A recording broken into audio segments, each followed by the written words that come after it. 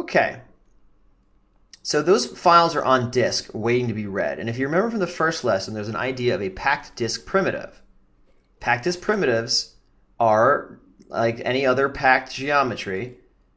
They'll be able to, lots of different points can share the same file on disk. It'll only have to read it in one time, but then it can use it on many pieces, and many points with many different orientations.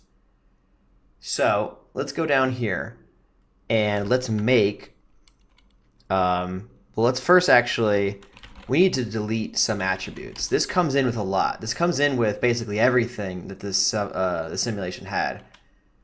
We don't need all that. In fact, we could have even deleted a lot of this before it went into the being saved. But anyway, we only need a few things. We need velocity.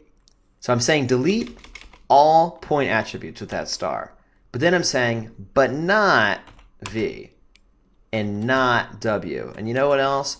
Don't delete anything that starts with name. So that name star is a wildcard. So now we have name and name-orig, which we'll need in order to know which file to read in. And we'll need velocity and angular velocity for motion blur. We probably don't actually need this name thing here, but usually a good idea to keep around. Cool. So we have that. And now let's actually construct on there an attribute that tells us where to pull those files from. So let's make yet another point wrangler and say, let's make up an attribute. We'll call it instance low. An instance low is more or less going to be rebuilding the file path that we have up top, which is, it's going to be jobs, instances, V. And this time, because we're in vex, we need to use the vex way of doing things. So %d will get that, instance version that we're on. And then the piece name will go here, and that's that name-orig stuff we've been talking about, .bgu.sc. So we're going to need to get the integer from our control panel. I think I called it, I can't spell, control panel. I think it was called Ivor. So they made that great Bon Iver joke. And then name-orig will be the other thing here. Cool. So let's see if that worked. So let's bring up the geometry spreadsheet for this guy. Now this is a point attribute. It looks like it is. We see v1. Uh-oh. 0.bgu.sc. Well, that's probably not right. The reason why is, remember how strict I was being before and using the s at thing? Well, I let my guard down. There we go. If you don't put this there, it doesn't know that it's a string attribute, and it's not going to waste time to find out, because this is meant to run super fast. So it's just like, let's just make a new attribute, set it to 0, and then read it in. So this instead is, s at, this is a string that already exists. Now if it didn't actually already exist, we'd get a similar behavior where we just get nothing. And it would define a new name-origs string, and it initializes it to 0. So either way, put the s at, and there's no problem. So now this should be the same path that we saved all that stuff out to before. So we'll just call this like set instance paths. Later on, we'll add like an s instance high or whatever else we want to do so that we could switch between them at will. Now what's actually going to use this attribute? The instance sop will. The instance sop isn't really much. It's just a copy sop really that is copying a whole bunch of packed disk primitives onto the points that you're reading in. But that said, it's got a cool icon, and that's usually enough for me. Plus, it's set up for you already, and people will know what it is by looking at your scene. So we made an attribute called instance low, and so let's put that here.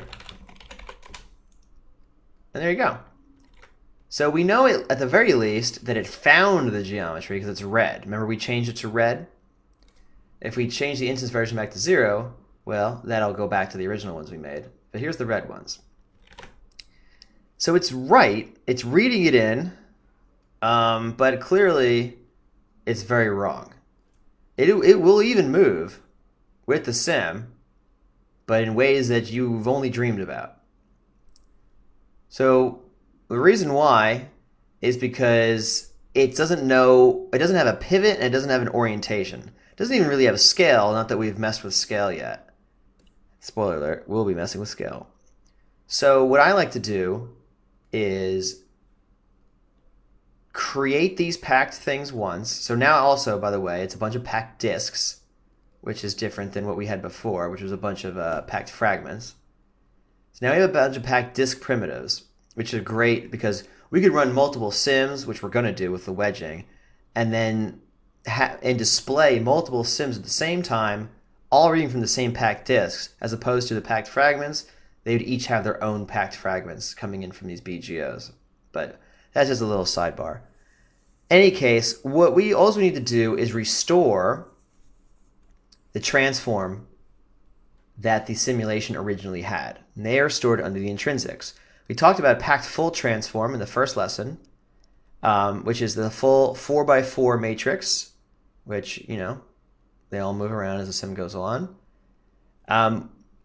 We can use that. We can totally use that. And this time I want to do it slightly differently.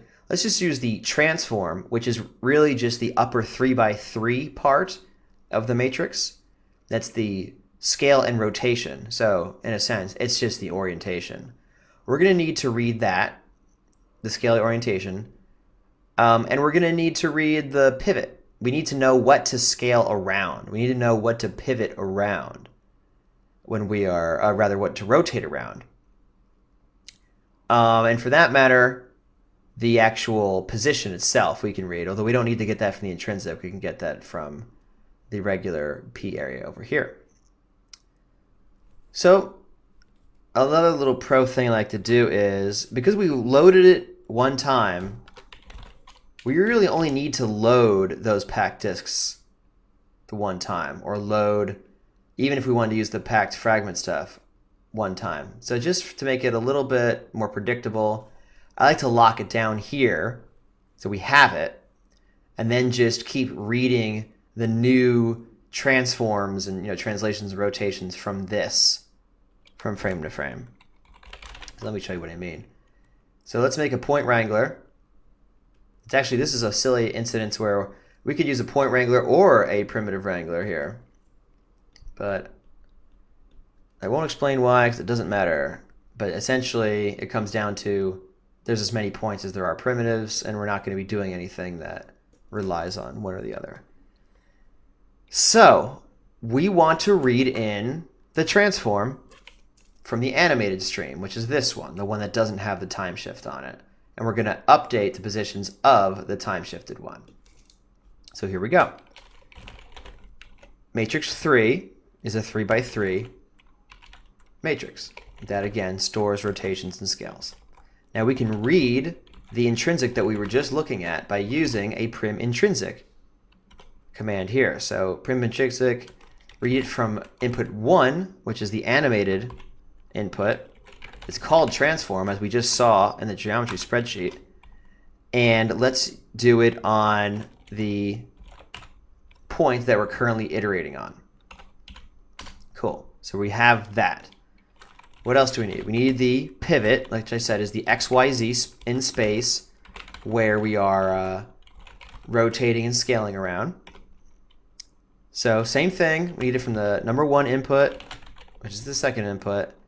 We need the pivot, and same thing. We want to know it for the current one that we're iterating on right now.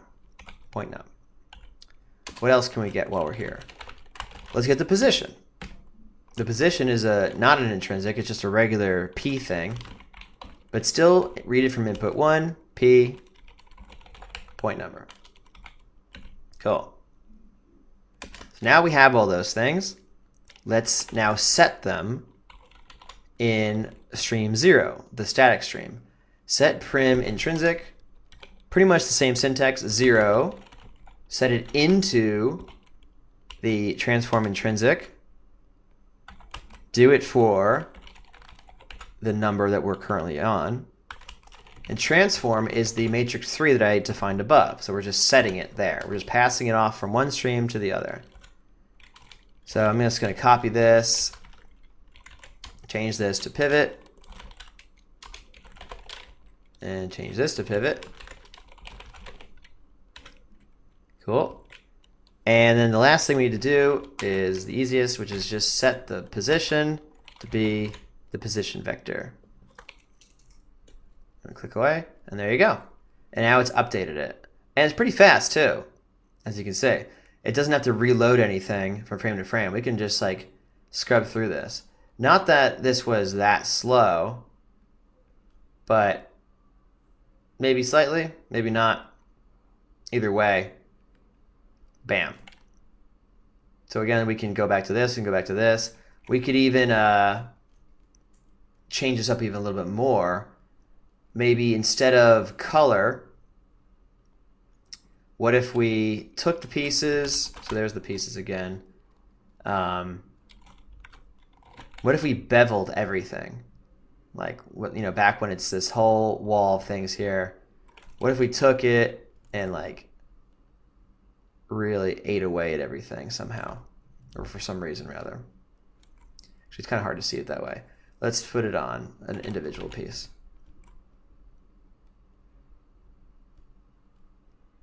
And something like that. I don't know. I just want to make some kind of geometry change. Something like that. Fine, whatever. And so we go to here. Let's change the inches version to 2. Again, we can just write them all out in an instant, if you will. And then we come down to here. We can see now all of these weirdo pieces are what's being used. These ones that have bevels.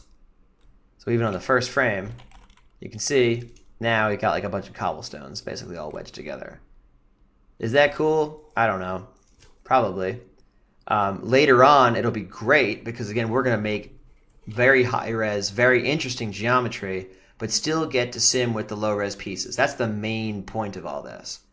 For now, I'm going to go back to instance version 0, and again, we can change this anytime we want, which will be great when we can switch between high-res and low-res very easily here. So there we go. So now we've got our cool thing just ready to go.